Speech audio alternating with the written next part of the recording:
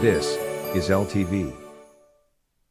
Inside Leominster is brought to you in part through the generous support of N.P. Crowley Company Incorporated and by DeCarolis Insurance Agency Incorporated, DeCarolisinsuranceagency.com, and by Enterprise Bank.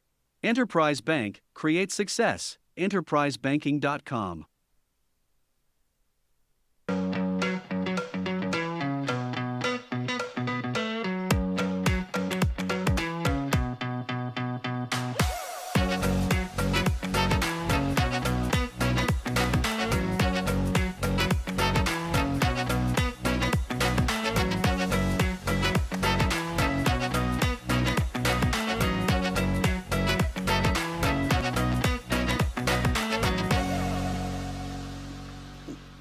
Hello and welcome to Inside Leominster. My name is Dean Mazzarola, Mayor for the city, and thanks for joining us. We're here each and every, well, just about, right? Maybe 50 times out of the year, and then once we're on for Christmas and the holiday when we have Santa. But we're here every Thursday from 4 to 5 o'clock, and we always try to have good guests. And let's see, are we hooked into the Facebook page, are we? Let's check. I don't know. Maybe I'm just not getting it. Anyway, wherever you might be seeing us, we're live, and we have guests today, and Nicholas Kemp is our conservation agent, and he'll be with us to talk conservation and some tours that he has set up. Our Nick walks, our famous Nick walks. Anyway, I don't know if Art's on the phone. Is Art on the phone? Yes. Art is here. Yes, I am. All right. Well, ladies and gentlemen, this guy needs no introduction at all. He's Art from the Art Report. Art, how are things? Not bad. I found it interesting today reading Facebook about the hazards and the what ifs and the whys on Route 2 and Route 70 and everything else combined with it. Yes. And I found a couple things commuting on Route 2 in the mornings, going golfing with the trailer traffic, truck traffic.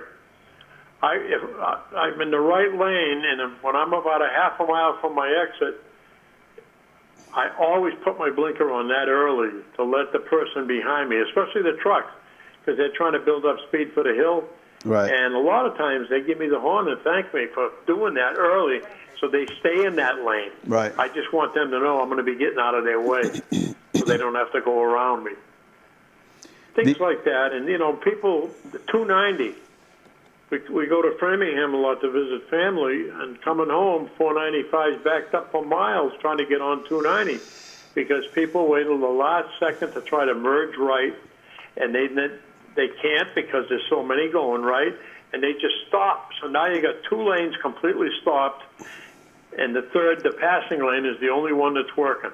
I don't know if you've been on 495 going south when you approach 290 and somebody decides they want to cut in, so they drive down that middle lane, and then when they realize they can't cut in, all of a sudden they stop in the middle of the road while you're doing 50, 60, or a tractor trailer's coming down that lane. They don't know.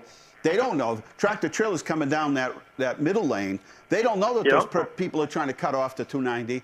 All of a sudden, they stop in the middle of the highway because they can't cut in. If they just waited their turn like everybody else, it would have been fine. But last minute, they decide they're just going to take and cut in, and when they can't, nobody will let them in. They just stop. Now you've got traffic moving, like I said, 50, 60, 70 miles an hour. Tractor trailers loaded with, goods or equipment or whatever. And they stop right in the middle of the lane. That's so dangerous. Now they are working. They are working on it. They're going to make it 2 lanes, so you'll be able to have 2 lanes turning off. But that isn't going to change, the amount of cars that can get on from onto 290. Yeah. And I have a positive today dealing with retail. A lot of people, they get upset with retail. Well, I have a little story. I've been shopping, as you know, I have a 25-year-old mild custom pickup truck, and I'm giving it to my grandson. But what I have been doing since I bought it myself new is anytime I don't wait for something to break to replace it. I always replace it before it breaks. That way I don't get break down. Right. So I've been looking for a battery because the other day I went to start it and I got a click. No, the battery was dead. I put it on a charger and charged it. Got up the next morning, click. So clearly the battery was gone. So shopping around for a battery, I went online. I found a gem in our fair city, O'Reilly Auto Parts on Central Street. I saw that they had batteries there, so I called them, explained what I needed. So the gentleman on the phone, when I get through explaining, this is a quote, "Sir, I have one right on the shelf. I'm looking at it now, sir. Would you like me to take it off the shelf, sir, and save it for you?" I said, "Would you do that, please? I'm on my way." "Yes, sir." I drive in. I go in. Guy spots me coming in. I don't know him. He goes over and says, "I bet you're here for your battery." I said, "Yes, I am." He gives me the price. I pay for it. "Let me carry that to the car for you." Now that is service. Yeah, there's a young lady that works there too, and she actually came outside while I was trying to change my light. And my hands aren't the smallest, but they're not the biggest, but hers are a little smaller than mine. And she could kind of reach into the little crevice to get the bulb out. Yeah. And she helped me out, yeah. And O'Reilly. Yes. Yes. O'Reilly. So I highly recommend anybody's looking, and they have something that'll fit something that's 25 years old. Some of you old car enthusiasts, if you're looking for parts, I wouldn't be surprised if they carry them there. According to George Meridanian, he says that Art Bartlett is a 1962 graduate of Leominster High School. That's correct. Yeah, see that? George knows everything. This guy's Phil. Wow. He's like a data man. That's why he's so good at chess. You can say that again. You can say that again. I remember seeing his name all the time. He had columns in the paper and stuff like that. That's Absolutely. Right. Absolutely. And he hit the big 8-0 this year, I think. Yeah, wow. So pretty sharp. Well, guess who's next? Ah, my friend Big Art. Your friendly reporter. Having said that, I will say adios. I saw Tom going into my cafe yesterday, but I was already late, and I gave him the wave. And I was hoping to connect with him.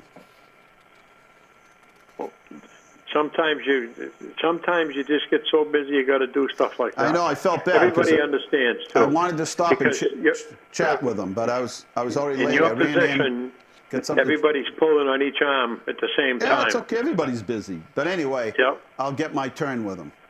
Okay. All right, Art. Art from the Art Report.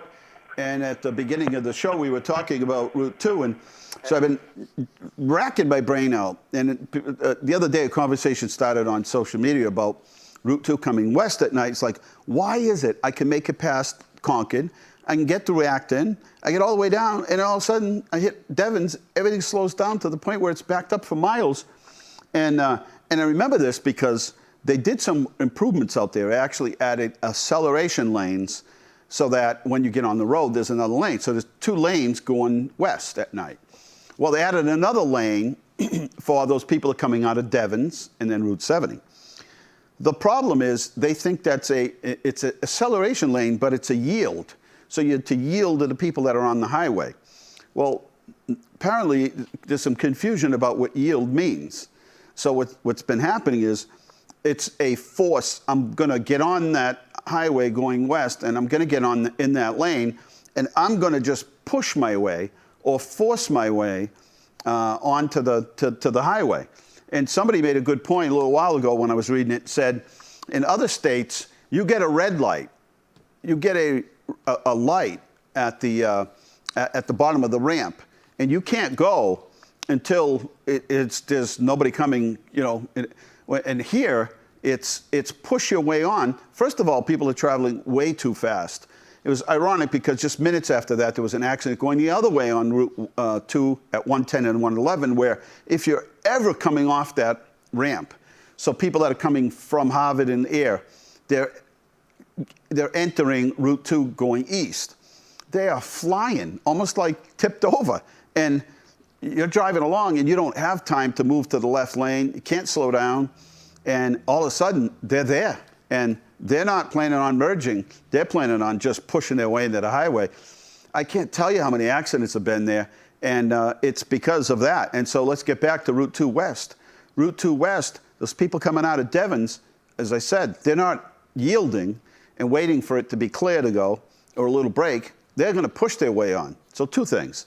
That causes delay because now people have to slow and this whole, stagnant thing goes on there. It's delay. And the other thing is accidents because people are looking in a lot of cases and they're just flying up the ramp.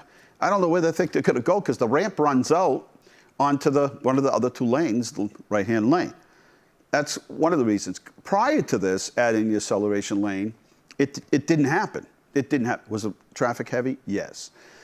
So, and I say so, prior to the construction, adding the acceleration lane, which they thought, I think, was going to help, it actually, I think, was counterproductive. Now, what I don't think they took into consideration, I'm waiting for the District 3 Commissioner to weigh in on this at MassDOT. I don't think when they did the build out at Devens, they considered how many more vehicles every day they're going to be putting onto Route 2.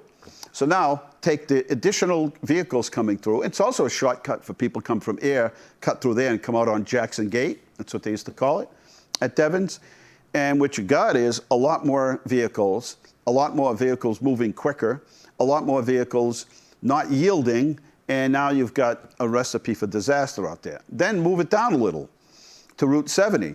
You've got the build out of the prison out there, build out of some of the businesses in Shirley, and again, add an acceleration lane where people are coming out onto it and they're like, yeah, I'm going. I'm going to force my way.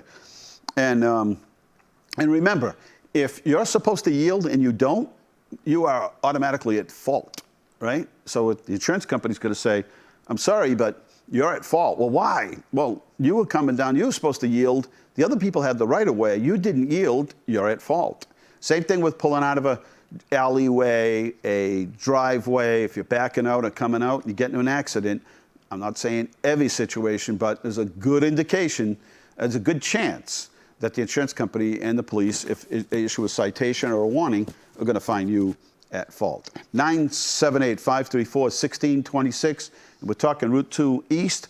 And then, if you make it past Route 70, and you get down a little further to where Spec Pond is in that area going west, you got another intersection, same sort of thing.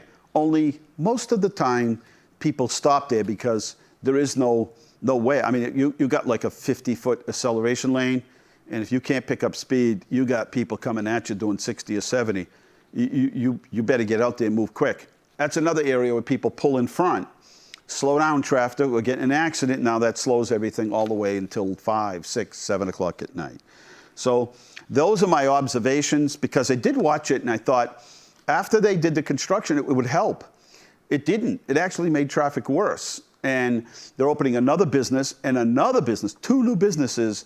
Plus, they have just built, I don't know, 1 million square feet of new space on Devens across from Bristol Squibb. That isn't even occupied yet. Add all of that traffic to 2 East, and you got a recipe for disaster. So we're going to ask MassDOT, take a look at it, make some recommendations.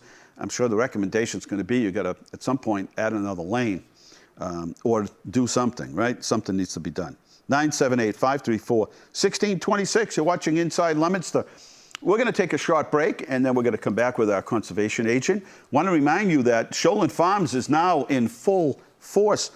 Maybe you've retired, maybe your kids are in school, maybe you have a few hours now to your life, a little bit of space, and you've been thinking, how do I get involved? We can use volunteers at Shoalin Farms. Call 978-840-3276. And we're also giving school tours up there. I mean, we're ready to go. We're ready to go. It's like $5 a kid if you're doing a school tour. That gives you a wagon ride, pick your own quarter a peck of apples, learn the history of Shoalin Farms, enjoy a cup of cider and some Cheez-Its. It's all $5 per kid. That's a deal you can call Karen McNall at 978-407-4145. 24/7. New friends, always welcome. 1125 Pleasant Street, right here in the city of Leominster. Taking a short break, and we'll be right back.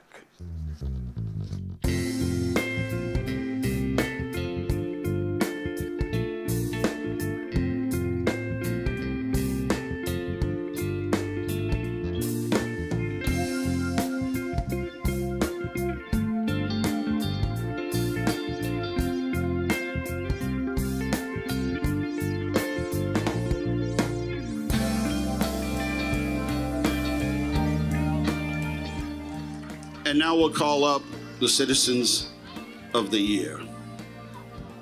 Angela Wallace, Cal Pemerini, on behalf of all of us, the City of Leominster, all of us, Citizen of the Year 2020, Angela Wallace. Thank you, sir. You got a speech. A little one. Very little one. Thank you so much for this honor. And I love the town of Leominster, I have to tell you. I have an amazing family. Many of them are here. I have many cherished friends that are also here. We try to help everyone with mental wellness and inform them about mental illness and continue talking about it. That's what we need to do. Anytime you do something for other people, you don't realize how much it means to you and how much you get out of it. So always be kind. You never know what someone else is going through. And to paraphrase something I've heard a lot of mornings, remember it's your life and don't let anyone ruin it. 2023 Citizen of the Year, Cal Pemerini. Thank you, Mayor. Thank you, Representative Higgins, and all the Citizen of the Year Committee. Diane, Pat, thank you, and many others. I was looking at the program and looking at all those names of all the past Citizens of the Year. And I'm so humbled to be able to know that my name will be listed there. There's a saying that goes, there's no place like home. Well, Leominster has always been my home. I should say Leominster has always been my home. So there's no place like Leominster. Don't forget that. See that? We're back here at Inside Leominster, and you know, you don't have to be born here to feel the passion and the pride of the city. Don't have to be. But you can see that both Angela and Carl have passion about the city and pride, and we're very grateful that their names were added to the list. It's a big honor, and I did say 2020 when I introduced Angela. I said Citizen of the Year 2020. I think I did. I said Angela was. Now, when Angela ended her comments, she said, "It's your life. Don't let anybody ruin it." And I think she was, and I'm just doing this, paraphrasing this, or sharing with you what I think she meant. She has, she's been involved with raising money for mental health, and not just dabbling in it, she's been deep in the ditches of it, and her family and friends. And they've raised a lot of money and made a big difference in that segment of the population so badly needed. But her words are, "It's your life, don't let anybody ruin it." And you think about how much time we spend on whatever it is that ruins your day, or ruins your week, or ruins your holiday, and she's trying to say life is so important that there's no time for that, and it moves so quickly, and things come up during life, and I think she was sort of repeating the message I leave every day on a morning briefing, which is, it's your day, don't let anybody ruin it. Right? If you repeat that to yourself over and over, like, it's my day, nobody's going to ruin it, it ends up just etched in you. And it's like rehearsing a play in a sports event, or rehearsing something that you might say at an event like both Carl and Angela were at. And you keep repeating it like, it's my day and nobody's ruining it, right? All right. Carla, welcome to the show. Hey, Mr. Mayor, George McNamara. George, my buddy George. You're Good. so kind to me. Kind to you. How long have you been kind to me? 31 years. Well, that's cool. How are you doing? You sound good. Well, I'm okay, but I'm going downhill. But Yeah. that's beside the point. I'm grateful for my life, 65 years old. I went to the discos like you did. Oh, my God. Remember those days, the disco days? Give me a break. George, you want to hear a good story? Go ahead. All right. So I'm doing a favor for a friend. So there was a power outage in Revere, and the guy, for days, this guy couldn't get hooked up to power, and he says that he worked. I won't say he worked for a state agency. I won't say which one. And so every day, this is in the middle of winter, he would light his fireplace and like really fill it up so you have this roaring fire because he didn't want the pipes to freeze. And he had no electricity, so he couldn't do anything else. So that was his motive. Well, one day he gets a phone call and the house caught fire, unfortunately. But it was okay and whatever. So his friend, who was the mayor in Revere, called me and said, my buddy just put his whole house back together. I want to get him a flagpole. Will you take care of that for me? And I'm like, yeah, I'll tell you what, I'll go do it. Yes. So I get down there and I'm talking to the guy. He's our age. And you know how you're talking to somebody and they're like, they really look familiar? Like, I know this guy, but how could I? How could I know this guy? I met him in a disco. Yeah, I'm going to tell you the rest of the story. You'll love it. So so I noticed down the street is a van, and it said DJ Services, Steve's DJ Services, and it's all, you know, got all the logos on it and turntables and all the old stuff. So then finally I said to him, I said, Steve, is there any chance that's your truck? Because parking is not easy in Revere. So you can't just, like around here, park in front of your house. You got to park down the street somewhere. So I said, Steve, is that your truck? And he said, yeah. He says, I said, how long you been doing this? He said, I've been doing this since 1978. I said, you know who I am? And he said, the mayor. And I said, no, I'm Dino, Disco Dino from Spinning Records. And he goes, no way. So I knew this guy from back then. But he was still doing it. So he said he was renting out a place in Saugus. And then every month or two, he would fill the place up with people who love that dance music. And he would sell tickets. And he said, look, why don't you do this? Why don't you come? I'm getting out of the business after 40 years. He said, why don't you come down? I'm renting this giant hall in Revere. It's my last time. Why don't you come down and spin records with me? So I said, I'll tell you what, send me the date, and if I can make it, I will. Unfortunately, I couldn't make it, but he had close to 600 people there. So here's a guy I knew from 40 years ago, forgot all about him. He forgot all about me, and we meet again, right? We should have a disco night in Eagles or somewhere. I'm thinking that it's time. There's a lot of people who, you know, that was their era of music, and it's fun dance music. So, well, listen, can I talk to you, Mayor? Yes. I go to the hospital a lot, cancer center at UMass. Right. And the people that do the parking for you in front, what is that? In front, you know, they with the red shirts, and they park your car. And these young women come out, and we talk to them all the time about disco. They're like, I wish there was something for us now. And these girls are 22 years old. Right. Good times, good times. 4 or 5, I remember spinning records in Enfield, Connecticut, to 500 students. Wow. And it was the biggest party. Everybody was well behaved. Remember the Rendezvous in Worcester? It was in the... Yes, I remember the Rendezvous. That's where I met Cal. Really? Oh, no, I didn't know that.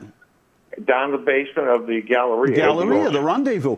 And then there was Boston. Boston, there was the place the place on Celebration.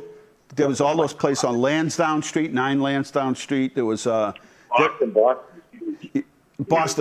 3 floors, 3 stories of music. I think they had a deli. Oh, Faces had a deli. Remember Faces on Route 2? That's what I was thinking of, Faces right there on Route 2, yeah. And they had a deli. I could spin records every night of the week if I wanted somewhere. So I'm going to listen to disco tonight, Mayor. And Route 2, they need a third lane. Yeah, no, that's exactly right. You can't do it because there's marshland and protected area. You just can't do it. Well, a lot more people are working east and living west because it costs so much. I used to go digital on that road.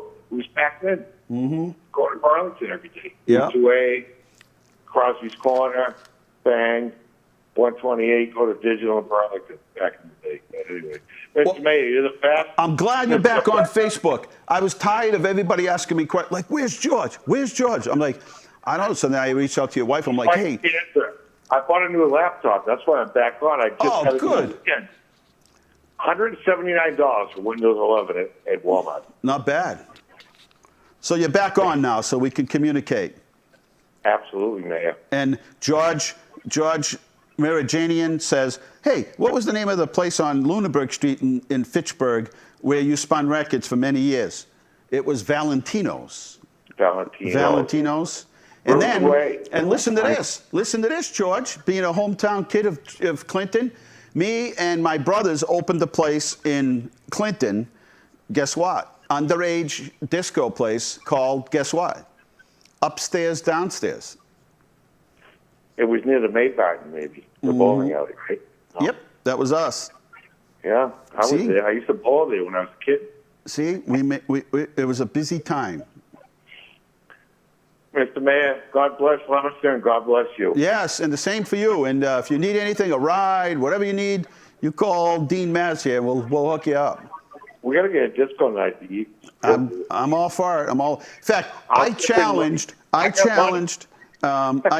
couple DJs to like battle of the DJs, and they haven't. They keep saying yes. Disco Inferno. Disco Inferno.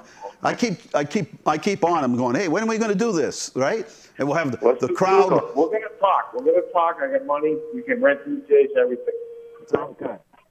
All right, Mayor. God bless you. All right. Take care, buddy. All right. Back in the action. Good to hear from him. God bless you. So long. Nick Kemp is our conservation agent. He is here tonight. And, well, there's a lot going on. We got I coined the phrase. I didn't know how it was, but then I came with the Nick Walk. That sounds like cool, like hip. Yeah. Like, it's a Nick Walk. It's time, everybody. It's time for a Nick Walk. Yeah. And basically, Nick, well, go ahead and explain it. You've been taking us on a little... Yeah, sure. Well, thanks for having me. First of all, it's always good to be here.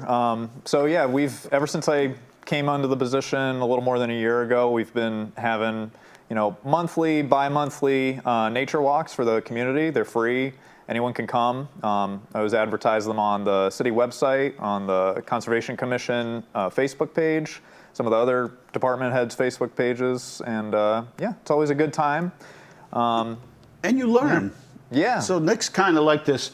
He knows, like, if you ever got like stranded out in the woods for a couple days, Nick is the guy that you want to be with. Yeah. He actually knows what you can eat, what you can't eat, and what will make you sick, and and all of that. And so early on, you showed us the early spring vegetation, which is really cool because you look around, he's like, hey, it's April or May, and certain vegetation that you get.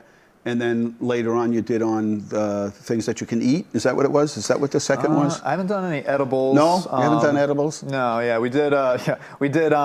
Mountaintop one. That's it. Yeah. The ones coming up next week are going to be mainly focused on invasive species. So species from places like other than Northeast U.S. Right. Europe, Asia, wherever that aren't supposed to be here. What they're doing here.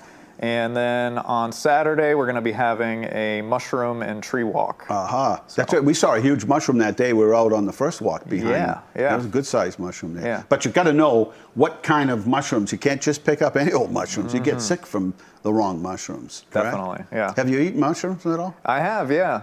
I've done some foraging. There's certain species that are, like beginner. They're kind of distinct. And then there's others, it's like anything. There's different levels of skill, and you can go from easy all the way to like this could be deadly or it could be delicious. I think I'll pass on that one. Yeah. Let's talk a little bit about conservation. When people hear You know, I want to do something in my yard. I want to build something. I want to, you know, and what am I supposed to do? You know, I'm 100 feet from the wetland. I'm 50 feet from the wetland, and I want to do some work. It's going to disturb the, you know, the ground area or whatever. What should people do, even if they're not sure? Because most of the time, who's running around understanding what you can and can't do? Right. Yeah, and a lot of people, they might not even, you know, realize the importance of wetlands or non-wetlands.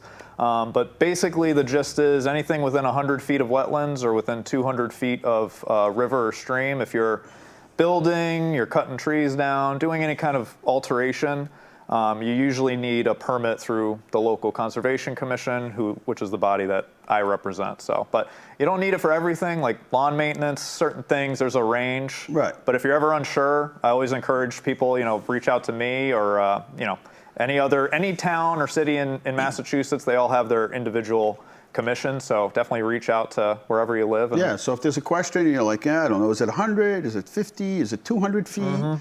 Let me just call Nick. He'll come down, take a peek, and advise me in the right direction, so that I'm not doing anything that's going to later be in violation, and then end up having to pay to restore things that you didn't know you were supposed to restore, and all of that. Absolutely. Now you have the next Nick Walk coming up, and that's on when?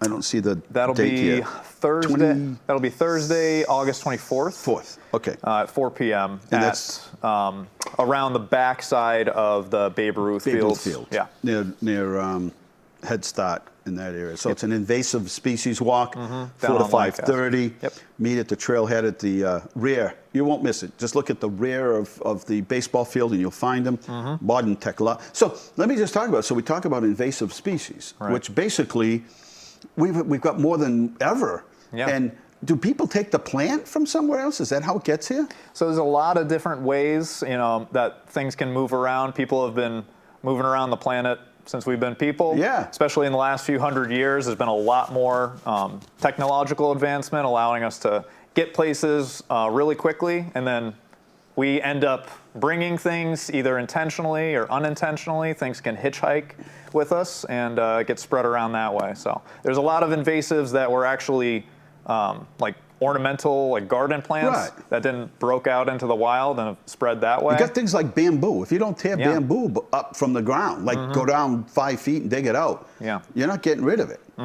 And it's not so bad up here. I know bamboo does grow, but it gets worse the further south you get, definitely. Right. What else is an invasive species? What's the biggest one around here? Probably the biggest one, the most common one I see is called Japanese knotweed.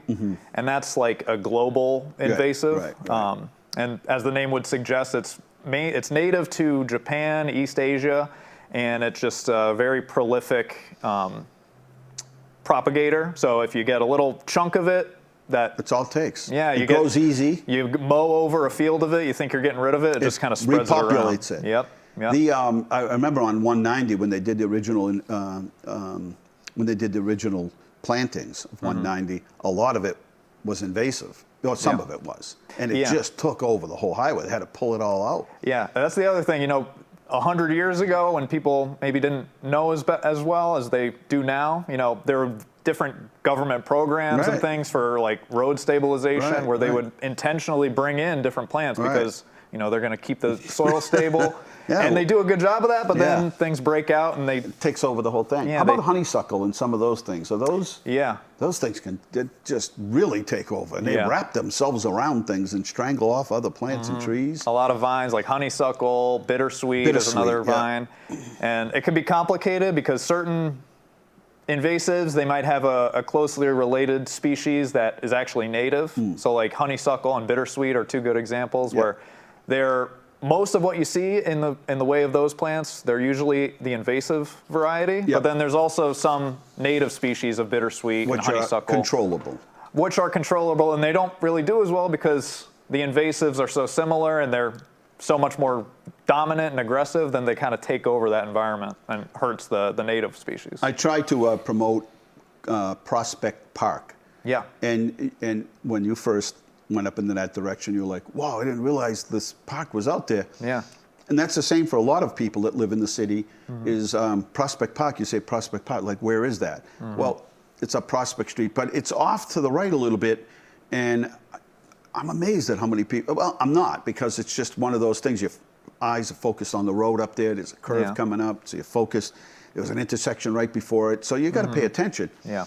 But yet there's this beautiful park, and how many acres up there approximately? I don't know. Quite a few. Off the top of my head, at least like 20, 30, something like. It's more than that. Beautiful piece of land up there. Yeah, a nice, nice trails. And left by a Leominster resident is the history behind that. And so we have a grant right now that we had a public hearing on. Submitted the grant. It's a park grant for $400,000 from the state. And then we would be able to go in and make some improvements to that park. Yeah. Definitely, one of the things I'm most excited about that is, well, the big thing with that is accessibility, right? So they're going to bring it up to ADA standards, and there's a little trail that kind of heads around the pond there, if you're familiar with it, but part of those improvements is going to be completing that loop around the pond and kind of putting like a boardwalk extension over the cattail kind of wetter area over there. So that'll be real cool. You'll be able to walk over everything without but it's a nice park. Disturbing it. Yeah. It's one of the lost parks of Leominster that, you know, the people that use it are like, shh, shh. Like Barrett Park, they're like, don't tell too many people. It's our secret, you know? It's beautiful, It's a gorgeous place, beautiful place. So we hope to get that. And then we're also in for a land grant up on Pierce Street, right where it turns after Jocelyn on the right. Well, you go around the corner, right on the left, taking that corner, is another beautiful piece of land, and we've in for a grant for that for $500,000. City picks up the rest of that. Now, what town did you grow up in? I'm from outside of Scranton, Pennsylvania. Originally. We've had that conversation. Which is a cool place up there. Yeah. I asked you this before. You ever been to Bethlehem? It's not that far away from Scranton. A little bit. I spent some time in downtown Bethlehem a little bit this summer, actually. Did you really? Yeah. Cool place. Yeah. Or no, not Bethlehem. Excuse me. I think it was Easton. It was Easton. That's the one they have the bridge that goes right across the Delaware. You can walk into Jersey from Easton. Yeah. Yeah, that whole area. There's one area near the Delaware Water Gap, near Port Jarvis, Milford, Pennsylvania, where there's one section near the Delaware Water Gap, where it's New Jersey, like you could take 10 steps. It's New Jersey, New York, and Pennsylvania. Yeah. It's the coolest thing. It's really very dramatic landscapes out there, beautiful cliffs going down to the river. It's wild out there. Yeah. You ever do the Delaware Water Gap? Yeah. Drive I along hiked out there a little 209. bit. Yeah. Saw a bear there once, plenty of deer, and I saw an eagle there. There's always something. I could never make it through without seeing something. Yeah. But just a beautiful area there. Yeah, very similar to very similar nature and ecology to Massachusetts, surprisingly. Yeah. Right. And so we're in for a grant there, and we'll know in the fall about whether we get those grants or not. But over the years, as you now know, because as you've been working here over a year now. Yep. Yeah. Since last May. Yeah. So over a year that you could go for a hike every day. And not hit every trail in the city. Yeah, that many. Even in the time I've been here, I'm sure there's probably over half the trails I haven't gone to yet. But you're very fortunate in the city here to have the trail network and the park system that we do here. You get behind Shoalin Farms, but then from Shoalin you can go and cut across through where the Powers Farm is. We own some of that. They released some of that for the public, and then cross to Wachusett Street and go through some more land that we own up through Hill Street, which remember that one you said some beautiful views up there on Hill Street. You saw, did you see a bear up there or deer and bear up in that area? I haven't seen a bear. I usually see deer when I go up there. Yeah. And then you can cross over from there to like Hill Street over to Elm Street. Yep. From Elm Street, you go through like where Barrett Park is, and you cross over to the other land, and pretty soon you're up near the reservoirs, behind Distributing Reservoir, behind Granite Street. All that land is ours. You go all the way from Sterling to Princeton without leaving city property. Yeah. And I don't mean a little 50-foot easement somewhere. I mean, we're talking some serious tracts of land. Acres and acres, yeah. And I think I have a couple of favorites in no particular order. One is the quarries up there. That's great. Just because, so many of the buildings downtown were built, the foundations were built with, granite, Leominster Quarry granite.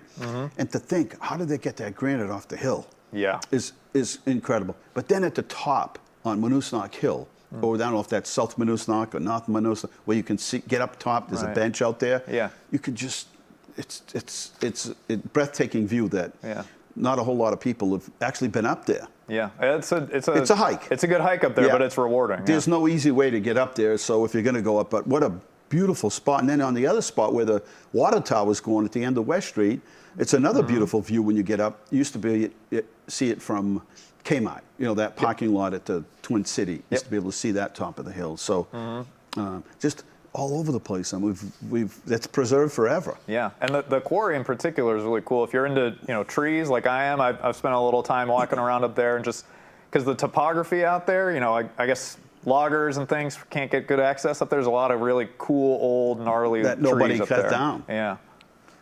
Well, thank you, Nick, for coming on. We're going to take a short break, and again, August 24th from 4 to 5:30 is the next Nick Walk. How's that? Say that 3 times. The next Nick Walk, and it'll be about invasive species. They're going to tell you all about what you should know about as you're walking through the woods, or if you see this stuff in your yard. It's invasive, and it can take over everything. And Saturday morning, we're also having the mushroom and tree walk. This Saturday? At on the 26th. All right, so the following Saturday. Yeah, 2 days after the invasive walk, that'll be at Bear Park. This one's next week. This one's the following week. This one, it's the 24th and the 26th. Yep, 24th, 26th. So end of next week, and then Saturday. Yep, and come look on the Facebook page, city website. You'll find all that info. All right, we're taking a short break, and we'll be right back.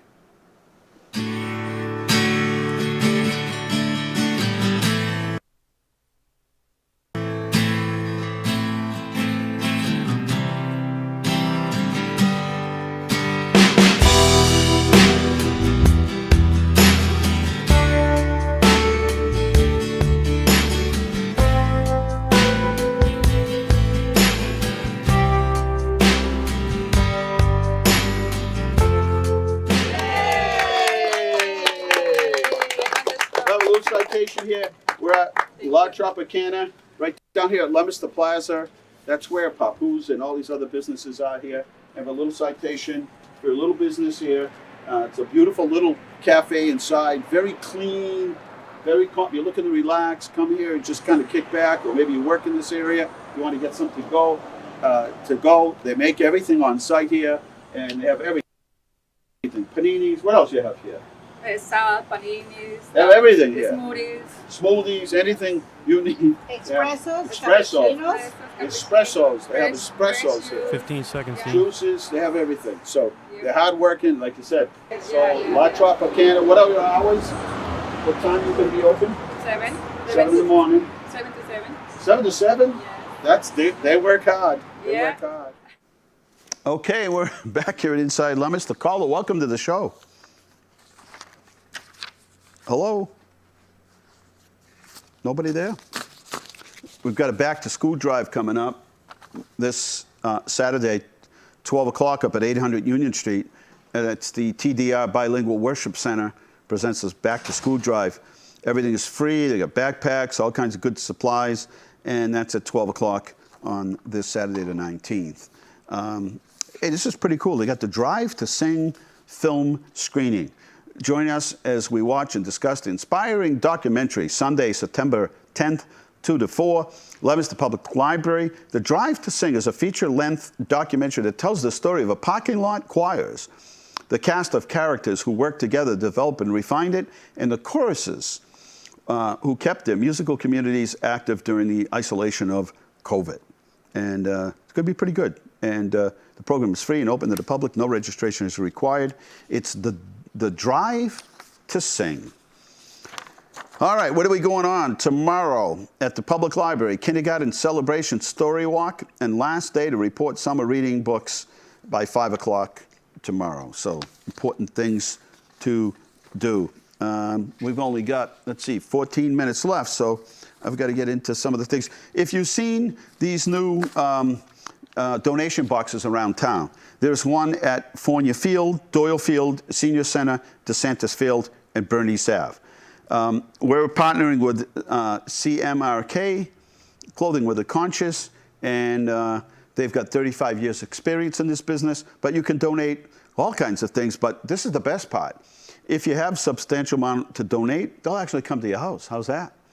617-851-3632.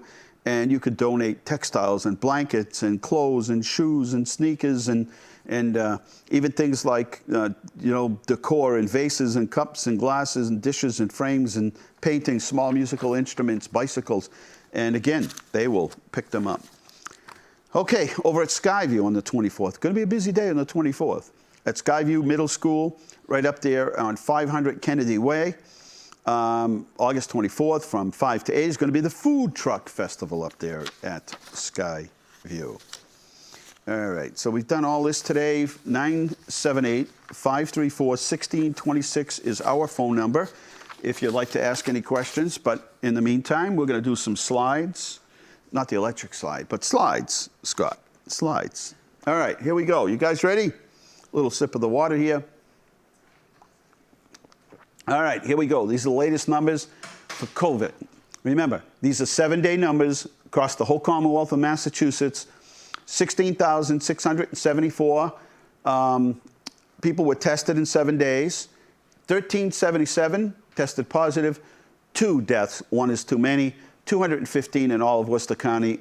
Leominster is at 6. Some of the projects going on around town.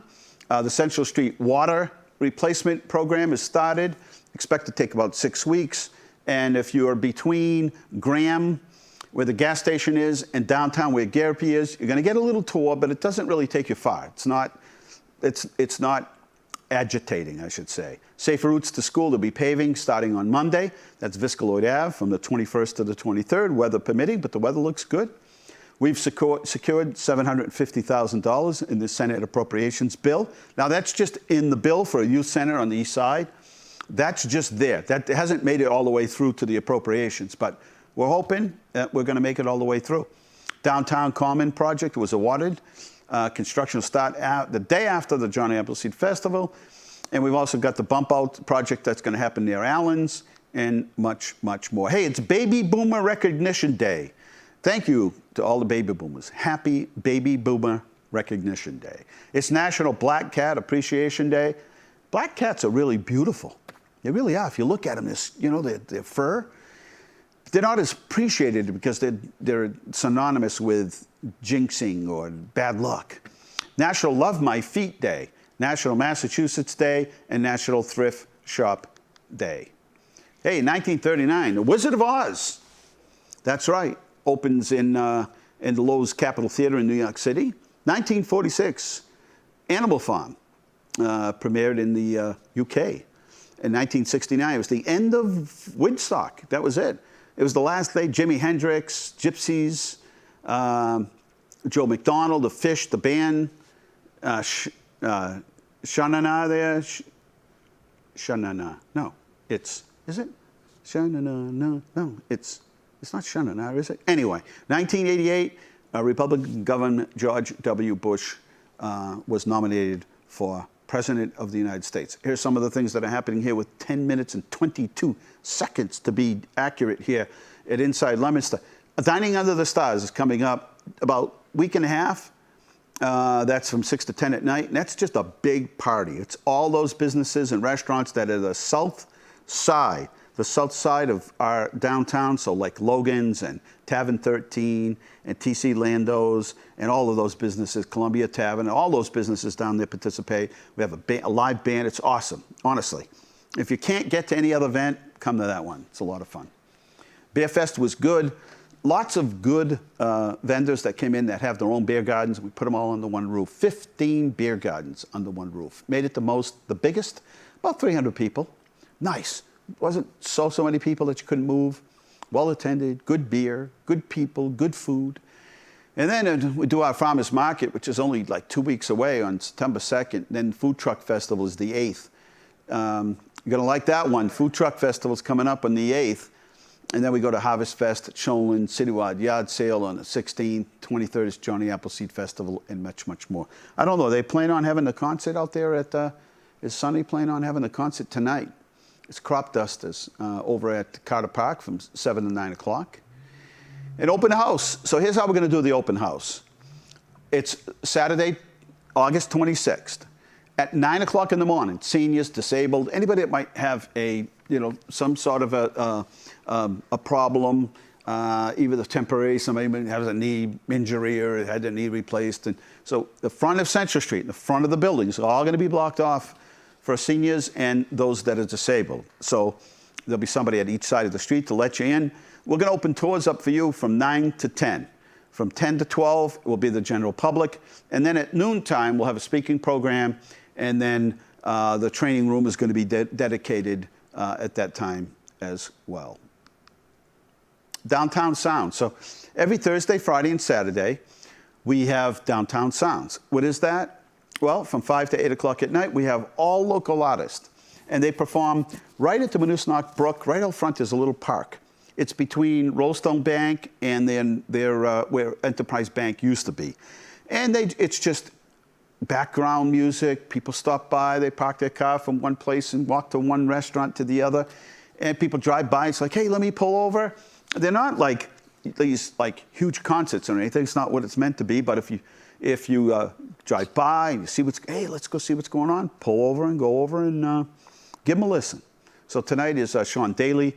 Sweet Euphoria is August 18th, and Anthony C. Grant Trio is going to be there on Saturday night. That's going to be cool. Tip line, you got a tip, you want to be anonymous, tip 411, that's the number. Pictures of the week, and I never know what they are. 7 minutes left here at Inside Leominster, 978-534-1626. Here we go. And congratulations, you just saw them on our break, to Tropicana Cafe, La Tropicana Cafe. Very nice place. We had some good drinks inside, some good food. Gotta love it. And congratulations to Fabrics and Things. They are down by Paul's Rental, way down on Central Street. And there's actually two different businesses in there. As you can see, one is Antiques. To the left is a sign, and on the other side is Fabrics and Things. I'll tell you, they got a really fun, cool store. Stop down there. It's way down Central Street, or should I say the upper part of Central Street, right near Paul's Rental. And then congratulations to Jonathan Ramos, Carmen Garcia, and Daniel Parrish. They are the newest recruits and our newest police officers. 26 weeks at the police academy, I think they did. 26 weeks at the police academy. Can you believe it? And congratulations to them and their families. Welcome aboard. There's our group picture. And not every police officer can make every swearing-in ceremony. So they kind of take turns, and different people come at different times. But thank you to all of them for showing up to support those new officers. Very important. And then the Italian Night Committee, great job. We want to thank there's our committee right there. A couple people that were not in the picture. Nick Perro and Wendy Weeks were not and a couple others that we couldn't drag them over to take the picture, but we had a lot of fun and they worked hard. They can't wait till next year, and without them, there wouldn't have been any festival. So thanks to them. There's the couple of pictures of the police station, a little bit of teaser or a preview of what you're about to see at the new station. Now, if you're up at the chief's office in the very top office and you're looking towards town, you can see town. You can see the steeples. Look at all the steeples you can see. You can see the UU Church. You can see Pilgrim. You can see the steeple at the United Church, and you can also see the steeple at City Hall. Isn't that cool?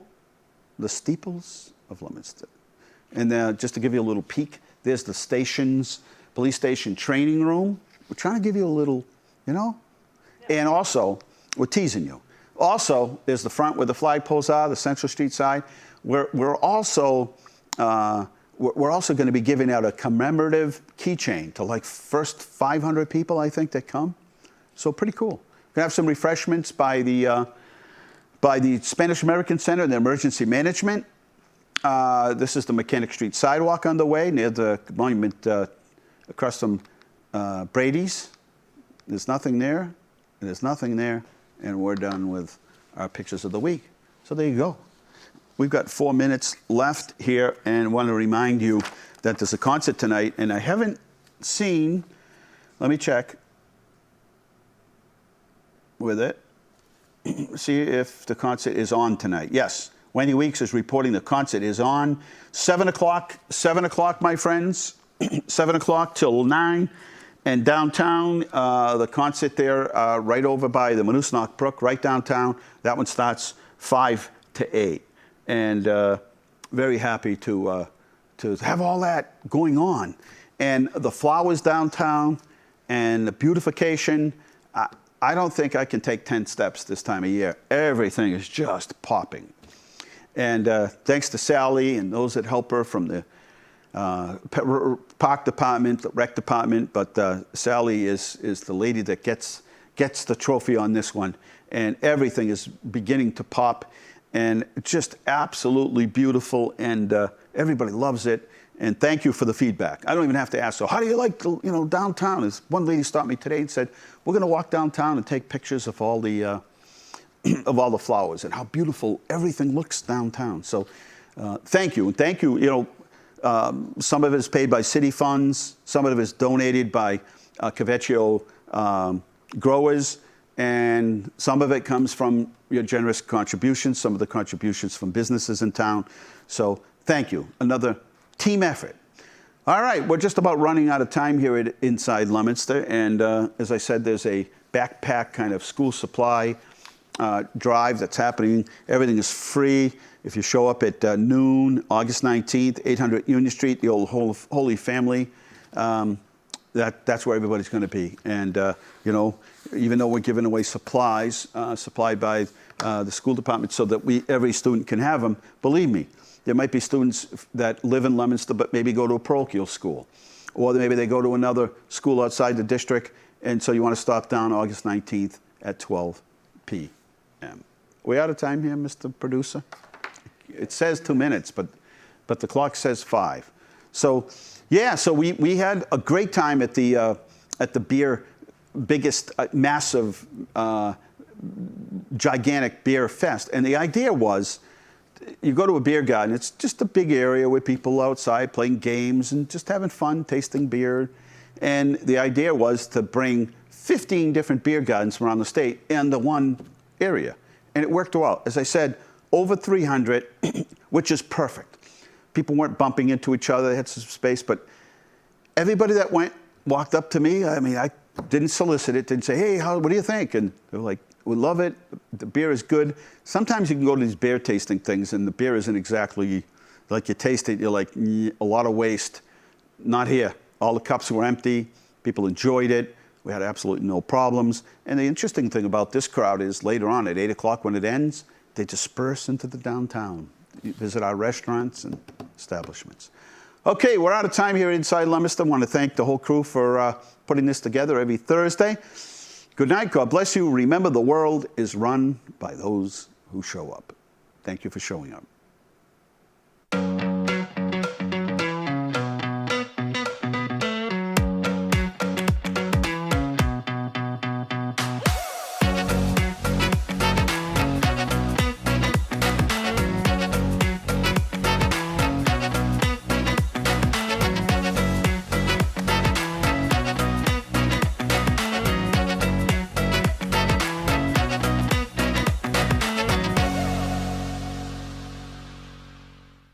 Inside Leominster is brought to you in part through the generous support of N.P. Crowley Company Incorporated and by DeCarolis Insurance Agency Incorporated, DeCarolisinsuranceagency.com, and by Enterprise Bank.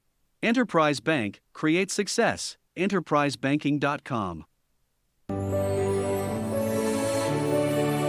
This is LTV.